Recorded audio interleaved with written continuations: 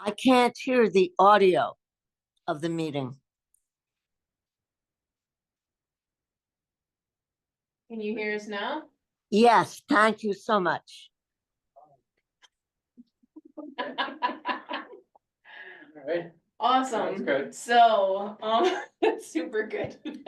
Thank you for saying that now. So just to recap, happy 2025. Welcome to everyone, and I hope you had a wonderful holiday season and welcomed in the new year as you see fit. A couple of things, unfortunately, some of our presenters from, or who could give us insight into the New York Equal Rights Amendment were not able to join us tonight. That was the goal of getting some presenters who could speak to the implications. So I apologize if Barbara or Carol, you joined us to have that conversation. I am hoping that with a little bit more time that we will have presenters at our March 6th meeting, which is what I anticipate our next meeting to be, that they could speak to the implications of the ERA, as well as speak to Governor Hochul's investments within New York State in mitigating hate crimes and sort of like the other aspects that can be associated with hate crimes. She did have an announcement in December about funding multiple initiatives across the state, including many in New York City. So that's something that I'm hoping that her office, either from the legislative policy, budgetary, or communications side, can share with us about the initiatives going on within the governor's purview. And other aspects that local communities like Community Board 8 can be a part of. So that is hoping for the March meeting. That being said, we also just voted on the minutes. No one had any abstentions or objections, so the November 2024 minutes that I'm sharing here were approved unanimously. And it also gives us some guidance into some of the aspects that we're discussing tonight. So some of our takeaways from our last meeting was that this document here, which is a part of the Community Board 8 Special Committee on Racial Equity, it's a part of our website. This is our resource guide on combating hate. We decided that, one, we wanted to have this available in multiple languages, post those multiple translations to Community Board 8's website, and then also have a flyer that we could post more easily within the community. So one of the aspects of Google Translate, which is awesome, you can put in a website and you can translate it to any language that you want. So if Spanish isn't your language, you can always choose any of these languages here and it will translate a website to you in whatever language you choose. The downside to it is that even though this PDF is connected to the community board website, it doesn't, Google Translate will not translate this website, meaning like this URL link, because it's not just a web page, it's a PDF, it won't translate it.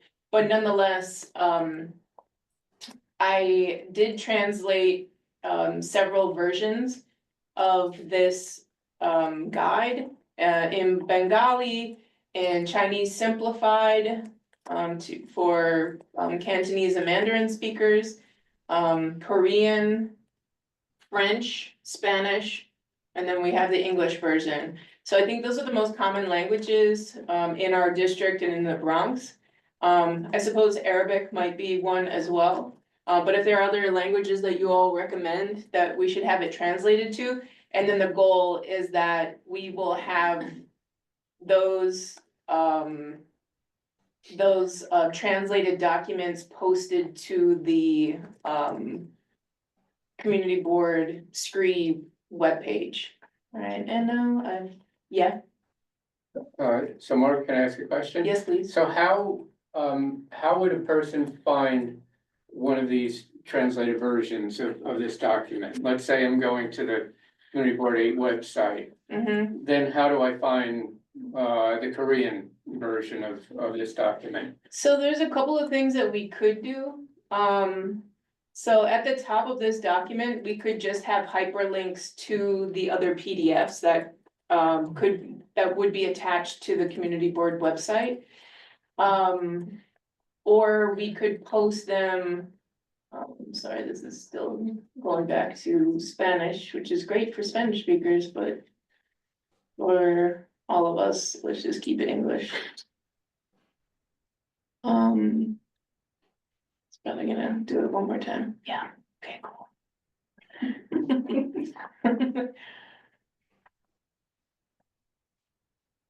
All right. Fijian, I didn't even know there was such a language. All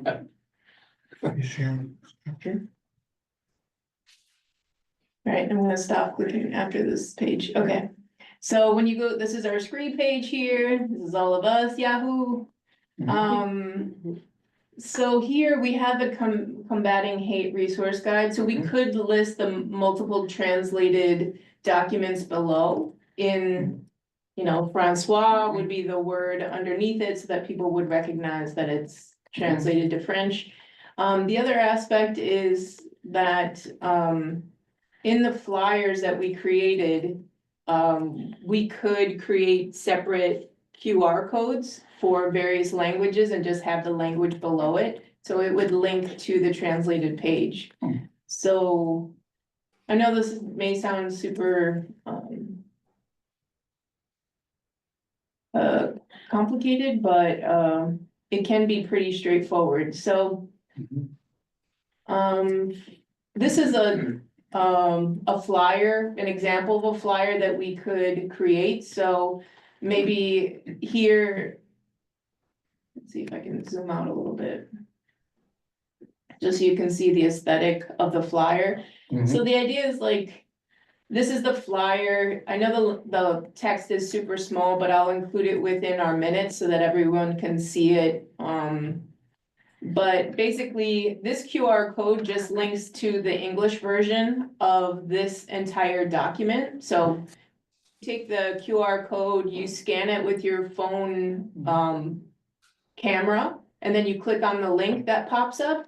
This code will take you to this English version. So here, maybe, you know, depending on what language we want to use, like this is in English, obviously, this is Spanish, this is Chinese simplified. We would have separate QR codes next to the words in the languages that they are translated to. Perhaps we have French, Bengali, you know, a few other things so that people can go immediately to the version that, you know, to the language that they read. So that's one thing on this flyer. So maybe we change this entirely and it's more focused on language.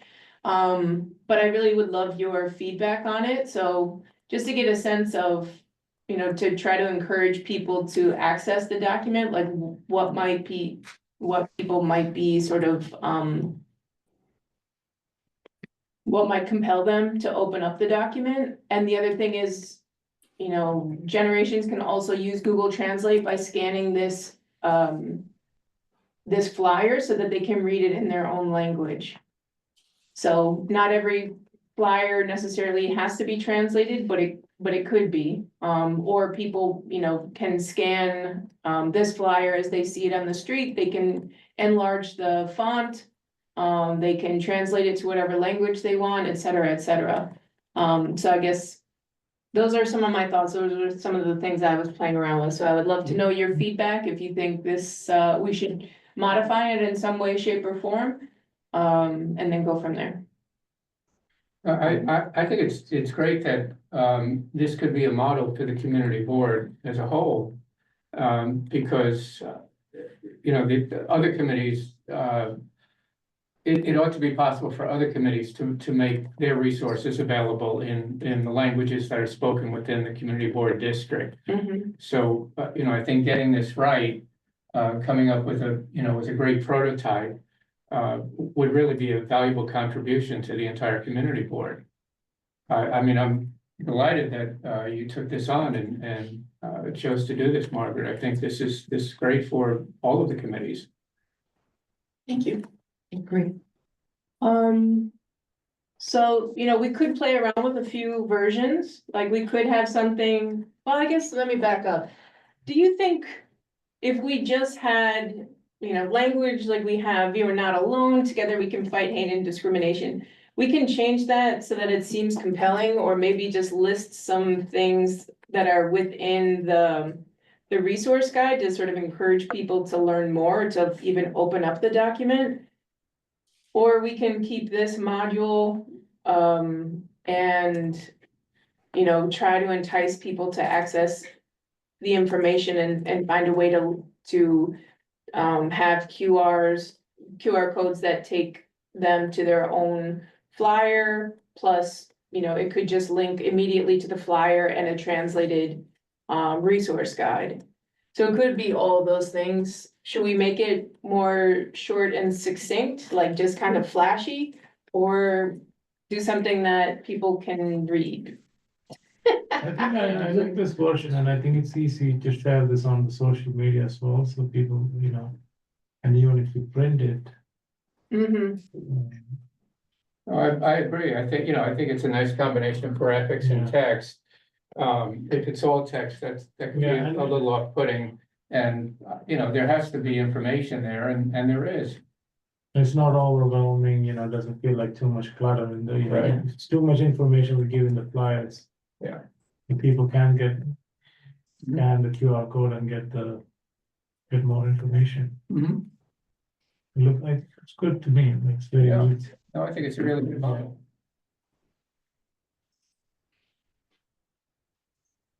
Okay, well, there's a much larger version, there you have it. Cesar, what do you think? Yeah, a lot's already been said. For me and my experience of seeing people like trying to give people flyers, Mm-hmm. it's always a statement that people don't read, period. That's my job is a lot of handing people flyers and them being like, nice, throws it away immediately. So I think it is like necessary to like have the juxtaposition of like text and is like what's alluring here. So it's very much like it's not super text heavy, it's like broken up, like it's broken up a bit. And yeah, I would generally also say it's good to have stuff that's like for social media and that's separate than print. Mm-hmm. Because there's just some logistical stuff that's like for social media doesn't translate as well, namely QR codes. Hmm. Don't always translate the best in like don't always translate the best when it's like on Instagram, someone has to be like, well, can't scan this now, it's already on the thing. Mm. Versus like a QR code on the paper, it's like, hey, you can scan it and you already have it on you. If you throw away the paper, you already scanned it. And also just my brain working in a bunch of nonprofits that question printing in color of like just like that background, like when you print it, Mm-hmm. like you lose a lot because Yeah, you don't have color ink, it's gonna be like half gray. yeah. Yeah, true. You know, like content wise, very much a fan, especially having it in multiple languages on top, and it can also be like varied of like which three languages are on top, depending on like, hey, if we're going to like Kingsbridge, it's very much be English and Spanish, or some of the bigger ones. If you're going to other areas, like which languages are the predominant sets. And then we can be like, hey, you can also use your phone to get a translation of it as well. Okay, great. Carol, would you like to share your question or comment? Yes, good evening, everyone. So I teach college freshmen and I know for a fact less is more.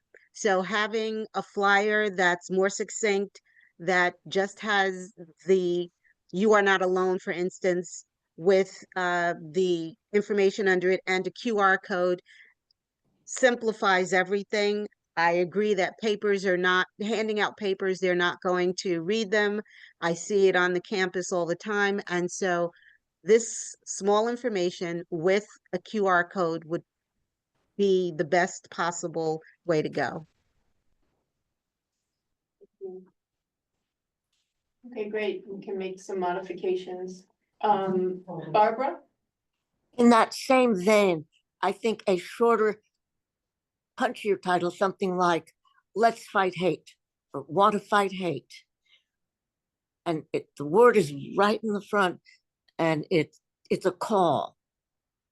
Think about it, but I think something punchier. Okay, great. Can I Yeah, I please. actually like "You Are Not Alone." I think it's a very positive and kind of empowering headline. So, I mean, look, there's no science to this, it's a matter of opinion and interpretation, but I like very much the idea of saying you are not alone. And conveying the idea that, to somebody who's picking this up is picking it up because they've got some concerns, and hearing a positive and reassuring message, I think, is good. And we could, I mean, the benefit of life right now is that we can try different versions. So we can try something that's Mhm. more succinct, we can try this, and then, we could ultimately track which one tracks better. Just to learn, or just, whoever accesses it, and we can count how many visits and all that kind of fun stuff. Yeah. Okay. So. Yeah, One other thought I had with "You Are Not Alone," it's a catchy phrase, but it has multiple meanings, and so that's why I like it also, so we may want to expand on some of the other things that is applicable to that statement. yeah, true. Yeah, it's true, especially within this document, like I mean. Again, for people who will give it a chance or who feel the need to explore what this means because something resonates for them. We do look at hate crimes. We do talk about hate and sort of the implication of on individuals. And then, so it's sort of immediacy of, something that could be described or defined as a hate crime. But then, we slowly start to move into, what does this mean for you as an individual? Do you hate others, but do you hate yourself? And what does that mean? How to access help, how to get resources, looking at individuals who might have been discriminated against, for a disability, or maybe as young people who are living with bullying or experiencing hate crimes, but then, just the challenges of being a young person, to veterans and how their mental health is taxed, and how they may struggle to reach benefits, et cetera, and for older adults who might have been taken advantage of. And so it's sort of like, I think ultimately we're trying to weave a number of different ways in which the community might identify with the word hate, or you're not alone in that, looking at various aspects of ways in which people are discriminated against that hinders their day-to-day life or their well-being, et cetera. Just because we felt as though hate, for good or ill, just we weren't able to contain it, and we had all of these different tangents that from all of our lived experiences, we wanted to be sure to emphasize that there were resources that we could include in this document as well. So for you pithy people, I would love your thoughts. Just any sort of succinct phrasing, or I'll go tinker around online too and see if I can come up with something that's more succinct and like driven towards younger people. I feel like I do remember days of being younger, but nonetheless, like I'll try to come up with something more succinct and just like very straightforward, not a lot of reading, but just accessing, people's, interest and then linking right to QR codes in multiple languages. Okay. All right, any other thoughts on that? Yeah.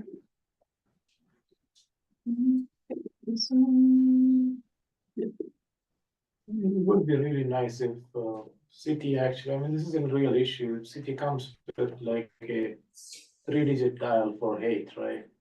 Mm, Like we do 311, you know, or Mm. what is it, 688 for suicide hotline. Mhm. No, It's a real problem in our city, and I think it, you know, and then Mhm. regardless of which language you speak, the resources are available to through that. I do not know as a community, but if we can make a suggestion to somebody to look into it, mhm. people can access it pretty easily. They have a 3-digit number which they all remember and they dial and they get resources. Mhm. No, that's a good suggestion. I mean, there is also a 3-digit number for suicide prevention. That is in there, that's So 980, 90. the 980. 980, 980 yeah, for the suicide. right. Yeah. Yeah. Yeah. So, you know, I mean, the step would be to recommend this to our elected officials Mhm. because they're the ones who make this happen. I think these are city numbers, but maybe they're not, maybe they're broader than that. I don't really know. Yeah, I do not know the. 988 I've never is- used anything is but national. 311. Is it? 988 is Okay. national. Yeah. Yeah, I mean, 311 I know is the city. Yeah. But that's a good suggestion, I think. Mhm. Because I think it's a citywide resource and we know what happened in the last 2024 with in our city with hate and Mhm.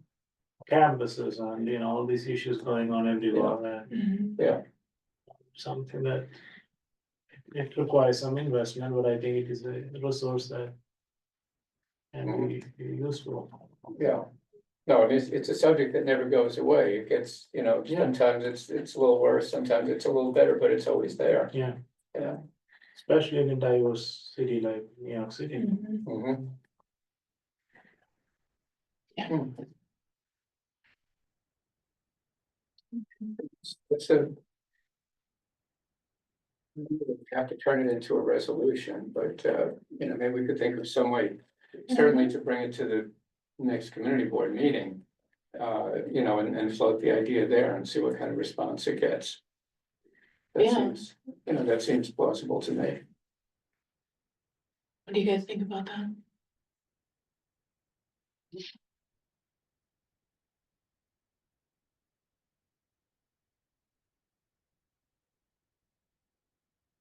Would anyone want to take a crack at writing a resolution? I'll put something down and send it to you first. Okay, okay, All right. sounds good. And, I mean, has anyone ever, I mean, I've certainly called 311, I've called 911. I don't know that I've used, any of the mental health, or crisis numbers. In anyone's experience, I guess with across, I mean, my brain immediately goes to 311 because if they say, you know, if a person calls this number, if they say, hey, this just happened to me, this person just did this to me, then they could route you to like reporting the crime either through a hate crime or just write to NYPD so that you could report it. Or if someone says like, you know, if they're going to the hate crisis line and they're saying like, you know, I'm in crisis, then they could route you into mental health. I mean, is that kind of how you're thinking about it? Or something else entirely? I think it would be more related to resources available to cope with that hate, right? Mm-hmm. I don't think we're talking about mostly hate crime because hate crime gets into Yeah. that could be a 911 call. I was gonna say, if you really think it's a crime, it's It's more 911. like you have hate and then you need strategies to cope with it or Mm-hmm. get help with it. So it Mhm. could be something related to mental health, Mm-hmm. counseling services or things like that, which can be, Mhm. Yeah. again, when we had these discussions last year, suicide, self-hate is one of the major reasons why people commit suicide, right? Yeah. So that's part of hate. Yeah. Not all of them, but some of them are related to people hating themselves. But that 988 number, I believe, is just a suicide. goes Yeah, it is. I don't think suicide they- yeah. Prevention Yeah, I think that helpline, is. and it's not anything Yeah. affiliated with the city. But I think that when you call, you're getting counseling and you're, linked to resources to help you get out of that situation, right? So Yeah. maybe something like similar, not using 988, but Mhm. it could be a similar strategy where you are helped, or if you are a victim of hate too. Mhm. Yeah. Not a hate crime, but you're a victim of hate, there's a lot of Mhm. cases where you are a victim of hate, but it's not, you cannot, Mhm. doesn't fall into crime, so Mhm. you still have to cope with it. Well, one thing it can do is, and this is what 311 does, is it aggregates this information. And it can identify problem areas, for example. If all of a sudden they're getting. There was, what was it, a year or two, I guess it was a couple of years ago, when there was anti-Asian hate because of COVID. And they can zero in on a certain area and say, okay, there seems to be a spike in this particular area. We need to pay a lot of attention to this area and get resources there. So it does, I mean, aside from whatever benefit there is to the individual, there's also a benefit to the city itself in identifying, for want of a better phrase, hotspots where, where this problem seems to be at its worst. But I would think if we have a hotline, most of the calls will be from victims who Mhm. experiencing it, right? Mhm. And Yeah. most, very unlikely for, if I feel hate to somebody, I'm gonna call the hotline, tell them that I'm feeling hatred towards someone, right? So Yeah. most likely that if you experience it at your workplace, school, college, whatever, people might call to find out how they can Mhm. cope with it, or get some support.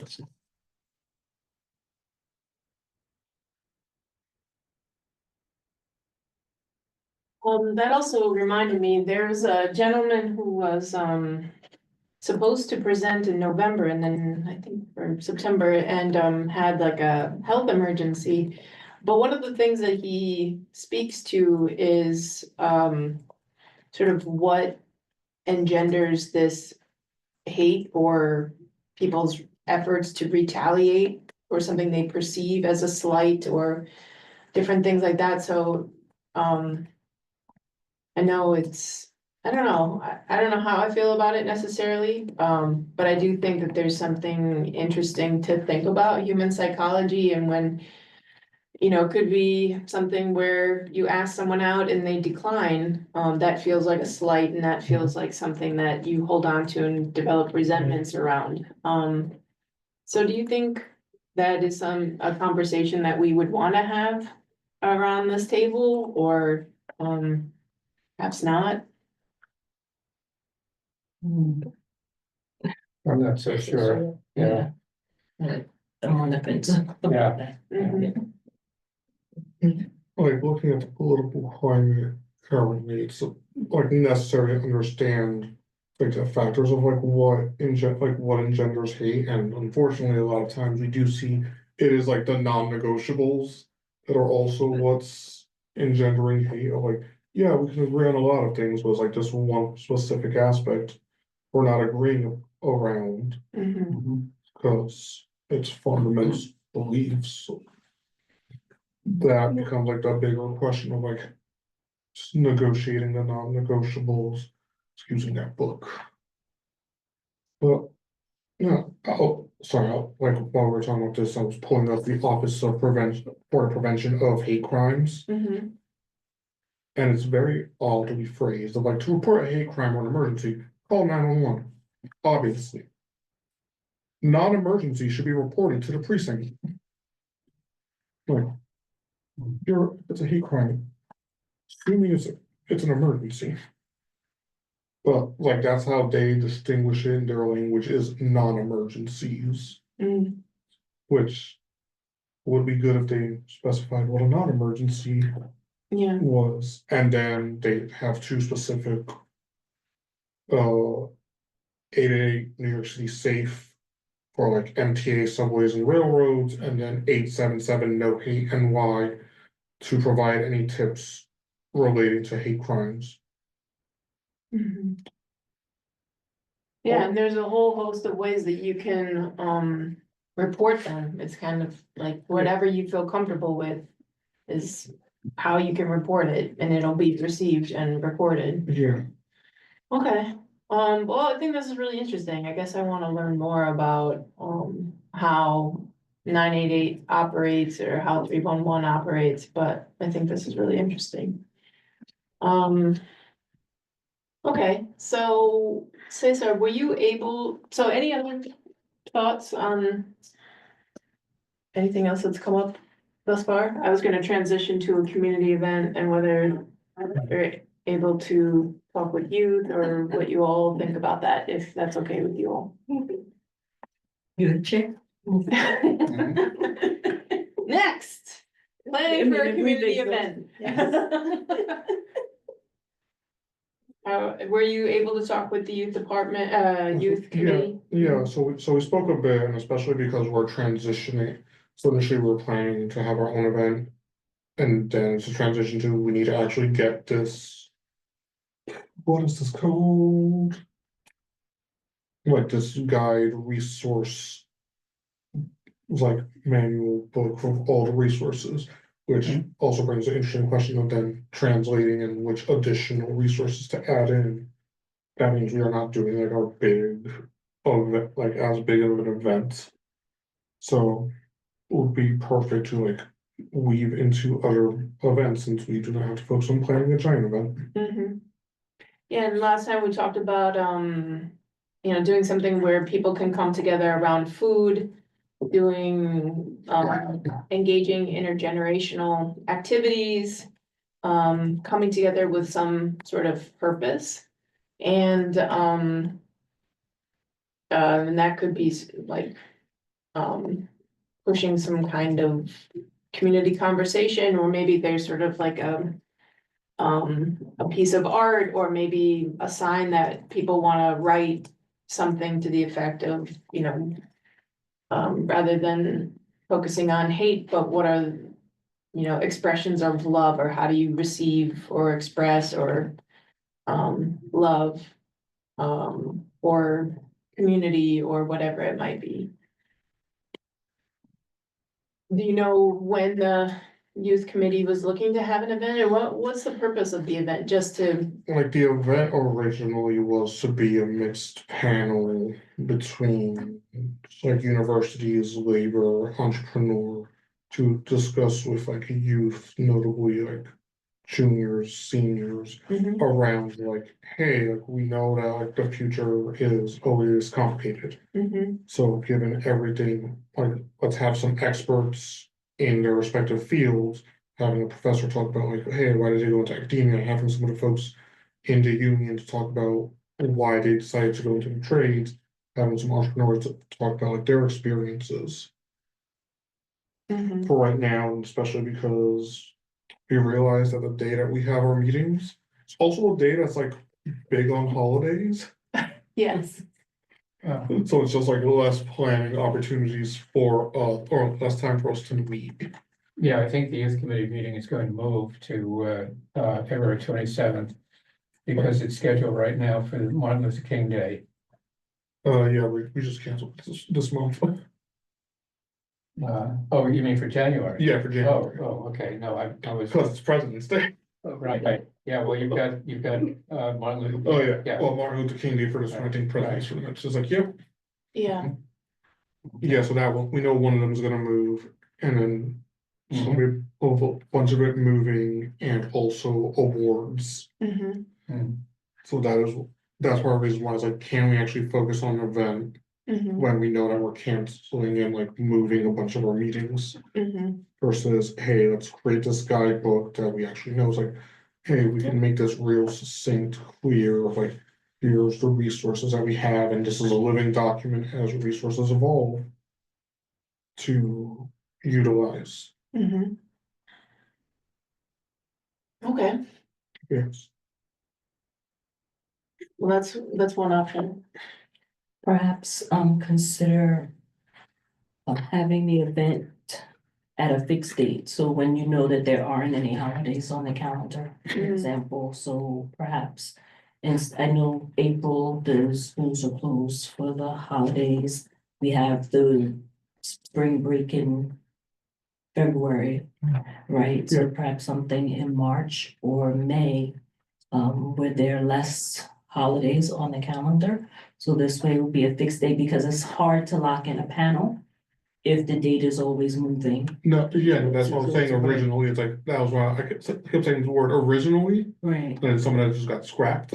right. Because of the fact that's like on our side, Right. a lot of shifting pieces. And also education is doing a panel or having a similar thing for their event in spring also. So can you combine the youth and the education events? It's up to the education chair. Mhm. Up to That's the actual something to chair. ask the education. Yeah, the chairs have to just work with that out. them. Yeah, Right. chairs have to work it out. Yeah. Well, we were Yeah. talking at one point about, We Are the Bronx, this, Mhm. coalition that's, I think it's mainly under the, auspices of the Jewish Community Relations Council. Um, and they seem to have taken on hate as an important cause as well. I'm wondering, can we do something with them, some event with them? Or consider doing some event with them? Because they're very much focused on what we're focused on, and it would seem to me to be a very good fit. Yeah, absolutely. The other thing that I was, sort of noodling was that, one of my colleagues over the last several years, he's been a part of like these small conversations for people who get together, who disagree on a lot of different things, come together and just have very, simple conversations in which folks listen to each other, not to necessarily change each other's minds, but just to listen to each other, to engage, to have a conversation, to present competing ideas and perhaps to find common ground, but also just to connect. And he recommended a resource that's called Living Room Conversations. And so part of what we were talking about in November is, it reminded me of something like this, where, if we had an event, we may choose to use different sort of like primers or different conversations. And you could really choose anything that you ever wanted to do. So like affordable housing, ageism, the American dream, anxiety and elections, et cetera, et cetera. You can go through any of these topics. And all of them resonate, right? And I love that they're so succinct. So how could we begin a conversation about any one of these, or maybe do we choose one of them or a few of them and sort of like use it as a facilitating way to get people to connect at an event? I don't know if people would be interested in that, but it could be something that we sort of structure a conversation or sort of an activity around. So the idea is that, sorry, Marty. I'm not a robot, yeah. Hopefully I don't get in trouble with the community board. But using these different conversation starters, so here, small groups, take turns, share, pass the mic so that not one person is talking. You don't have to prep, you really don't have to do anything. And it's really just about helping people, navigate to be sort of like a frame of mind around just a conversation that perhaps people are coming into that they feel anxious about, or we just forget how to connect with each other and talking about various things that are important in our lives. And then there's some prompts, there's some questions, and you just start off with any one of them, you choose whichever one you want. And it's, the idea is that the questions are unbiased to the best of our ability, that it's just a question, it's curiosity, it's framing who you are or what you think about things. And then to listen, not to necessarily make an assessment or to judge, but it's just to talk and connect. You could document, whatever people talk about, you could debrief. And you can keep going into the conversation. So this sort of seems hopefully not too academic, but it's just simple questions that you might ask somebody who you haven't seen in a while, or you're sitting at a long dinner party. I also think it's a great idea for the community board itself to engage in discussions like this. Oh, that's a good idea.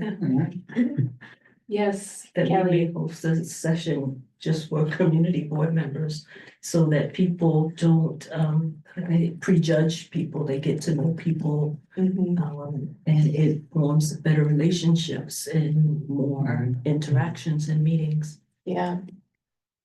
I think that's a great idea.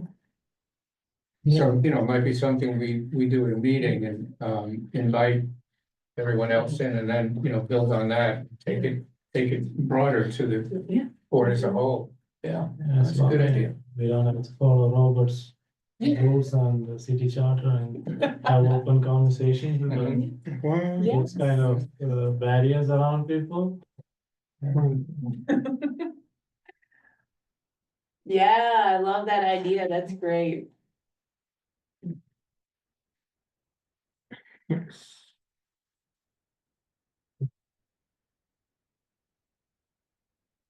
So how do we take action on that idea?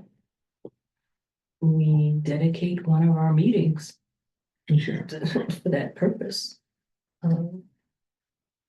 That's Yeah. the best way to do it. And And we can.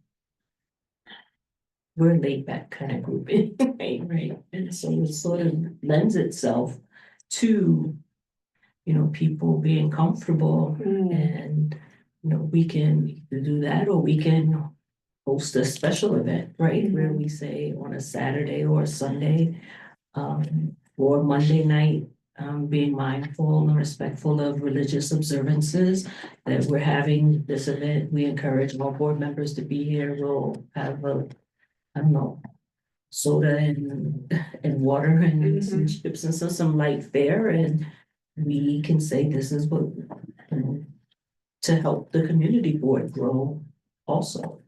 Yeah.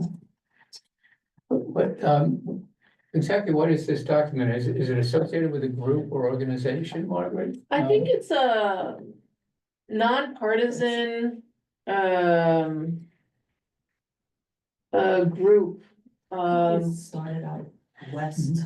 Yeah, my friend and colleague told me about it, but I forgot.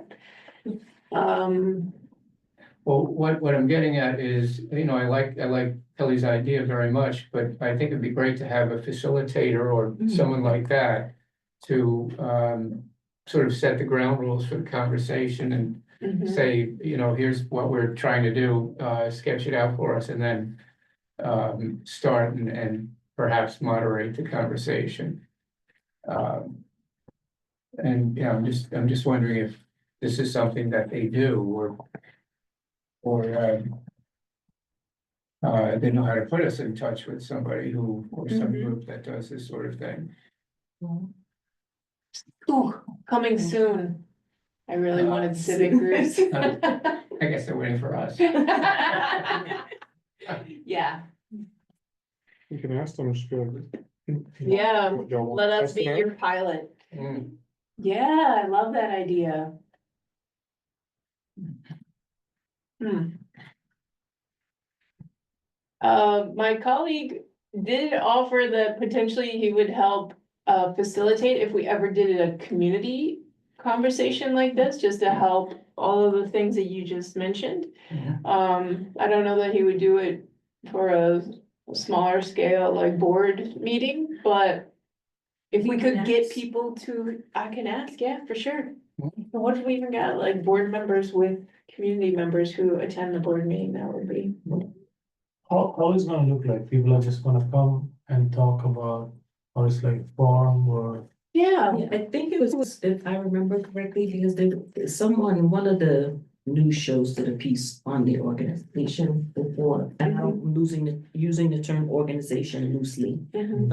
But they started it, based off of some of the recent events that were taking place in the US. And they just realized that they needed a place for people to come together and have it be a safe space and people can vent and share, because part of the reasons people hate is because they don't know, right? Mhm, And right. so that's really what drives it in many instances. I'm not saying in all instances, but in many instances, Mhm. that is what they're unfamiliar with a culture or a ethnicity or something, and they don't want anyone who doesn't look like them or talk like them or walk like them, in coming into their space. So if somebody comes to the forum and speaks their mind, can we guarantee that that won't be classified as a hate speech? It could. I mean, it depends on what someone says, but that's also why I'm suggesting that the That's the initial event. difficulty of these forums, right? But if we're opening it to the community board, just the community board itself initially, right? We have to have these conversations amongst ourselves before we invite other people in, right? Mhm. That makes Because sense. that's part of expanding, right? And then also to, once we have these conversations and we start to learn one another and understand one another, and the public sees us acting with each other in a different manner, then we get more community board members or people who are willing to become community board members, which is also an issue also. So I think those are some of the things that we need to think about. I mean, the internet it gives people a mask and non-judgmental, because Right. you could go under any name and you could say Well, I what would you think- want to say, and then you wake up think in it the would be an morning, you go to in-person your event. workplace, they don't know that this is what you do when you have your computer in your hand. So when you do it in person, and it's people judge you based on your comments and things like that. So I don't know how comfortable people are if they're gonna speak up. I think people, when they're in person, are much less likely to engage in that. And also, like, the rule of thumb is like, it says more about you than anyone else, right? Right. But I agree with you. I think some people might be, I don't know if this one you have to be, you have to make sure this, on this forum, when you do those conversations, is that like they have to disclose who you are and what, or they do this stay anonymous, or how does these conversations, I don't know, I have to go check the website. It's right, yeah, and it's in person. It's in person In person, generally, yeah. it's not something that's Oh, remote. okay. Mhm. Yeah. Right, Mhm. right. It's the five of us having a Okay, conversation, got it, yeah. right? Yeah. And if somebody does say something offensive, that's part of the purpose of this sort of thing is to say, okay, well, let's discuss that. Yeah, but then when you do it as a community event where you could have any number of people, right? How are you able to control the crowd's reaction to a comment, right? If we have a conversation with 10 or 15 people, it's more it's a control environment, but if Mhm, you have a public event and people are going to speak, then Well, it starts with us and then we branch out. That's what I would say, right? Okay. That we have conversations amongst ourselves as the Yeah. community board. And then once we have maybe two discussions, because we have to be mindful of calendars, right? And not everyone is going to come and it's really a volunteer activity anyway. Then we branch it out and we open it up to more people to. Yeah. Cool. Yeah. Well, I will, I can talk to Julie about that, and just see what her thoughts are on it. By any chance, I know, I think Rabbi Kaplan is connected with We Are the Bronx, or do you know anyone there? Yeah, I do. Yeah, he has a connection and I know somebody else who has a connection. Okay, So, yeah, would you mind reaching out? not at all. Okay, cool.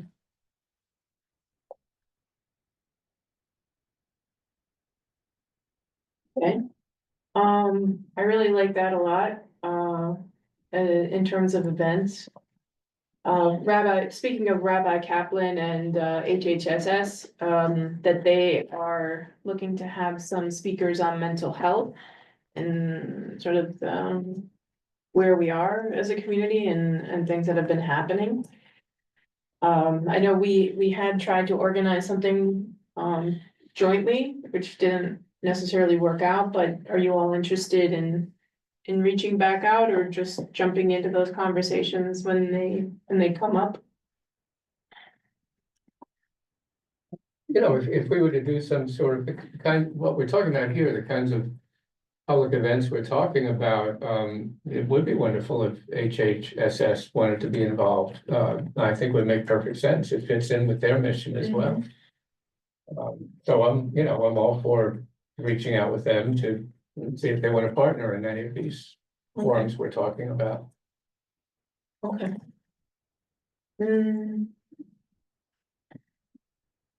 I can reach out to, public safety as well, considering that, Yeah. that's on their purview, Mhm. hate crimes are anyway.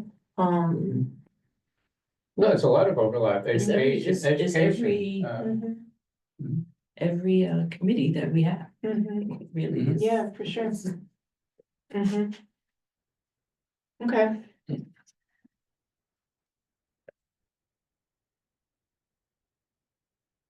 Any other entity that, because I agree, like, partnering with other entities is the best way to reach more people. Any, like, We Are the Bronx or, pulling on our colleagues across, standing committees, any other entities that you think we should reach out to potentially host a community conversation over, breaking bread and conversation? No, I think if we can pull off what we're talking about here, that's pretty ambitious right there. Yeah, I agree. Yeah. All right, cool. Great. So I think, Wait, yeah, we can also reach out to the PHS Office for Prevention of Hate Crimes. That, because you mentioned breaking bread and building bonds, which is their initiative. okay, Okay. okay. Cool. Well, folks, that concludes the things that I wanted to talk about tonight. What else is on your respective, list of priorities? Oh, I did want to circle back to one thing that Sebastian brought up last time. On EEOC, like, how are we trending? So they actually offer up that kind of information. So I thought this was pretty interesting, and I'll link to this in the minutes, but in case anyone wants to dig into litigation as a result of discrimination, employment discrimination. I'm not sure, apart from hate crimes, how other discrimination is tracked, but at least this is a starting point on how we can understand what's increasing, decreasing, or staying the same. Sorry, anything else that you all wanted to talk about tonight? Because this is about racial equity, I don't know if anyone noticed the news that McDonald's scrapped their Yeah, DEI committee yeah. this week and And Walmart and A number John of- Deere a and- number of Yeah, companies. and other companies. there's a lot of corporations getting rid of DEI committees and Mhm. you know, we at some point, maybe we should look into the impact, you know. Yeah. I mean, that's American history. You move forward and then every now and then you slip back a bit. So it's not unusual. You know, and it's still something that's disturbing when it happens, but you know, I mean, probably the only virtue of growing old is that you see how things have changed over the decades. And I'd have to say, it's definitely net positive, looking back, you know, over what I can recall from my lifetime. We're in a much better place than we were 50, 60 years ago. You know, even accounting for the occasional backsliding that happens. I'm not sure that really addresses the issue, but it, you know, it just occurred to me. Yeah, and what are people gonna do about it? So Right, how right. far are we gonna let it backslide? Exactly. And And there'll the be only way, resistance right. and, yeah, it will get to a certain point where there'll be more resistance saying, you know, there was a reason why we did all this in the first place and this undermines, it undermines, people's respect and Yeah. ability to prosper. But it's again, it's on the impact, right? Like, for example, federal government and city government and state government does have, you know, there are large contracts, right? You know, so. Yeah. If DEI actually made a difference and made an impact, then it could be a stipulation that if you want a federal contract or if you want a state contract or city contract, you need to have a DEI department in your. Well, they do, every company has a DEI. Yeah, but if you're. It's called human resources or Yeah. people management. No, but That's really. there should be better standards than that, so there should be some kind, I mean, there are ways that this can be. But again, we also need to look into, like McDonald's said, they're replacing it with something else, but what is that something else? Is it just? Or is it just a cost cutting measure, or Yeah. what does that mean? What they're replacing it with and what kind of impact does it have and. Yeah, but you're right that there is government at different levels, city, state, and federal. And you know what, one state can do something and another state can do something different, and the federal government. You know, which we know is going to change in the coming months. Can do something, but you know, the city of New York and the state of New York can still put in our own requirements. Yeah. When we're dealing with companies. And people can do something also. Yeah, They that's vote true. with their Yeah, as pocketbooks, consumers, right? exactly. They vote with their Yeah, pocketbooks. you're right. Yeah. Unfortunately, most people are bad at that. I'm sorry? Most people are bad at that. Hypocritical. So it's like, I don't like using the phrase most, many people are bad at it, because they like convenience, so you can't have it both ways, Yeah. right? Yeah. yeah, It and becomes a and a lot choice, of, and a lot of people will choose convenience over everything. and I know a lot of people that don't. Yes, choose. and Yeah. and if you see like large enough impacts, it's like, what is that impact actually looking like for a mega conglomerate, for these large conglomerates? Like, dollars. You vote with your pocketbook and many people, As we see, who are employed and they work for larger companies and they have unions, they invest, right? That's a way of tackling it. And also you go in through your union who has a larger skin in the game. And then this way they hear you versus the individual, which they don't tend to hear. Mhm. So it's things like that that people Right, need to right. do. Yeah. That's a good topic of conversation for next time, I think. Mhm. I mean, honestly, Yeah, right? it's a good subject, yeah. It's a good stuff. Yeah. But So, unfortunately, we moved to a place where people like convenience more than, and they like to talk a lot because they like to hear themselves. Um, they like to become influencers. Mhm. And Mhm. that's the thing to do. And yes, and you know, I feel like it's a good topic to have, because you often don't,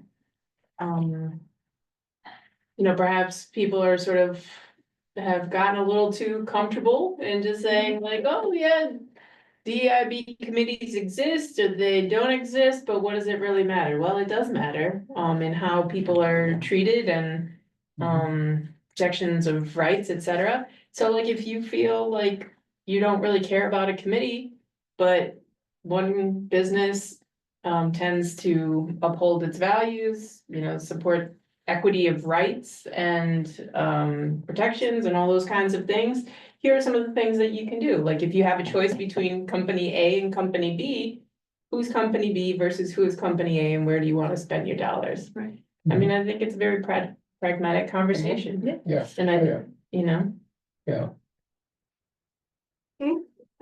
So who could do that? So one other thing I did want to mention is that, it was this committee and primarily you, Margaret, who brought up the issue of, diversity and inclusiveness when it comes to the, budget request by the different committees. And that really seems to have become a principle, for the budget request now. And you were on the executive committee Zoom last night. And David Gelman mentioned, as he does every month about, creating your priorities and moving the process along and that sort of thing. And he mentioned that, equity, I mean, you go back 3 or 4 years ago, that was not something that we discussed when we discussed budget priorities. We didn't discuss equity. And now we do, and now it's embedded in the community board that when you look at your priorities, you also say, hey, are all our priorities confined to Riverdale and not to Kingsbridge or Kingsbridge Heights or vice versa? And that's progress that has taken place because of what came out of this committee. And I think it's good to remember that positive things are happening because this committee exists. And I thank you, and you put together that fantastic map of the budget requests that I think all the chairs are aware of. If not, we should mention it at the board meeting next week, make sure because there are some new chairs on committees, make sure they all know that there is a map that shows where the budget requests are located. Yeah, and I think we're soon to receive the feedback from the city on our budget priorities, our capital expense priorities that were submitted. So I'd love to be able to talk about that at the next meeting, and Yeah, one, we have to hold the city accountable, right, right? Because Yeah. the things that have been on our tracker for the better part of the last 10 fiscal years, what are we doing? Mhm. And I know over some iterations that Julie and Laura have gone to elected officials during their tenures. And so what else do we want to do or say about those budget priorities so that we continue to move the ball? Mhm. Yeah. But that's a very important way in which this committee works with all the other committees and Mhm, for the benefit of the community as a whole. mhm. Cool. Anything else on your brains? Barbara, anything else from you, my dear? Thank you for joining us tonight. Oops, I'm sorry. No. Sorry, go ahead, Barbara.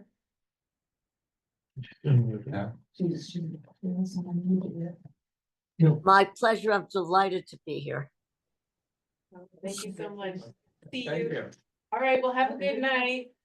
Thank you so much for adjourning this meeting, Yes. unless Need anyone, a motion to adjourn. motion to adjourn. Okay. Second and third and fifth. Thank you all. Thank you all. Good night. Bye.